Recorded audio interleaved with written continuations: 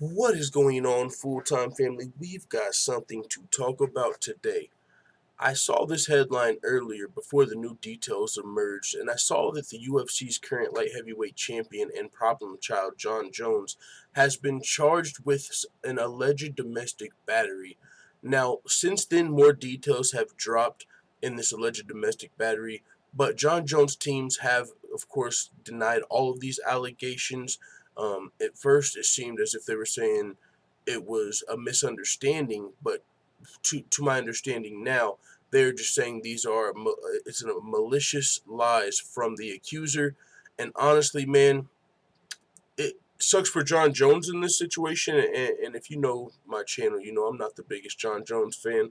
He's not my GOAT when it comes to the greatest fighter of all time, so I'm not biased toward Jon Jones in this at all. But I will say this: Jon Jones is automatically assumed guilty in this case just because of his past transgressions. I mean, his history of drug abuse, alcohol abuse, his history of steroid abuse, his history of being a snitch for the USADA. So people are not going to give Jon Jones the benefit of the doubt on this situation, but I will say this, being unbiased, this is a really sketchy situation. I do believe if it were not for Jon Jones' history, people would not be so quick to believe this because it's a really sketchy case, and we'll get to the details, and I'll explain why I believe this is sketchy. But first of all, it took place in a strip club. Jon Jones was there with his brother, and you have to think about who Jon Jones is. You see fighters and you see, I mean, fans of fighters all the time ask to be choked out by their favorite fighter, ask to wrestle their favorite fighter, ask if their favorite fighter will give them a leg kick. And they know that these people are fighters, and so they expect you to showcase that sometimes. And so if I were to hear about Jon Jones roughhousing with a fan, I would think of it as, oh, you're a fighter, huh? You got any moves you can show me? And, imagine being at a strip club, bravado. I could see him not violently. I don't think he, put a chick, a bartender, a waitress in a chokehold in any attempt to hurt her. I don't think it was in a battery or an assault, that chokehold. But it's the way it's being used. It almost seems like he put her in a malicious chokehold, and that wasn't the case, and it's not the case most of the time. I don't believe that was the case in this situation. It was in what I'm envisioning in this situation, being at the strip club, being that they were both flirting with each other, being that this woman offered, Jon Jones allegedly slapped her in the vagina, and she said, "Oh, if you're gonna slap me, you got to pay me money for that." So she seemed to be soliciting herself even. You can touch me in that inappropriate place if you pay for it. Jon Jones probably, they'd already been flirting, roughhousing. He wasn't looking at her as a prostitute. And so he was probably unwilling to pay her for her services. Being Jon Jones, he probably does not have to pay for sex. And so by that time, especially in this day and age, it had already went too far.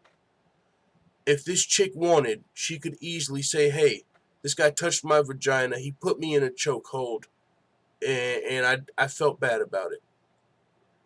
And that's a 100% a reasonable scenario. But the fact that Jon Jones has this past, nobody's going to give him that benefit of the doubt, as I said. So, with that being said, here are some of the details. Jon Jones was with his brother allegedly when this took place, and Jon Jones did say he has other witnesses. I don't know if he means other as in multiple other witnesses, but his team did say that they have witnesses that are ready to deny these allegations and let everyone know that these are not true.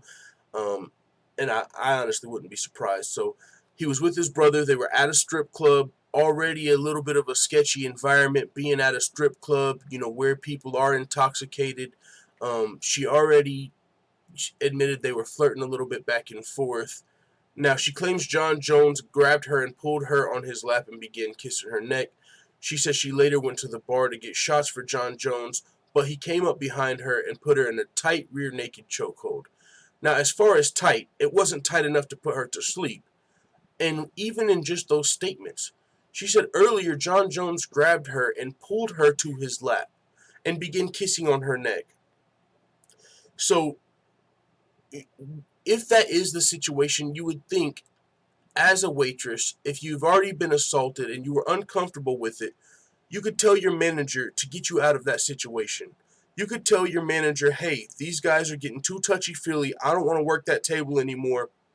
There's options you have instead of just continuing the night, and later on, whenever the alleged assault continues, you say, hey, if you want to do that, it's going to cost you money. So this is, to me, is extremely sketchy, but I completely understand where you're coming from if you don't believe Jon Jones, because he's not going to get the benefit of the doubt with his history. But I will say, to me, this whole situation seems sketchy, and I would not be surprised if Jon Jones was innocent here. So hey, take that with a grain of salt.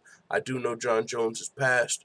We'll wait and see, until all the details come out. But I'm not going to come out here and say he's automatically guilty, especially in a sketchy circumstance like this. So, with that being said, it is what it is. Let the full-time family know what you think in the comments about Jon Jones allegedly slapping a woman's vagina. Clearly, he didn't listen to Trump when he said you grab her by the pussy. He must have misheard her and heard slap her by the pussy. With that being said, it is what it is. Let the full-time family know what you think in the comments. I'm out.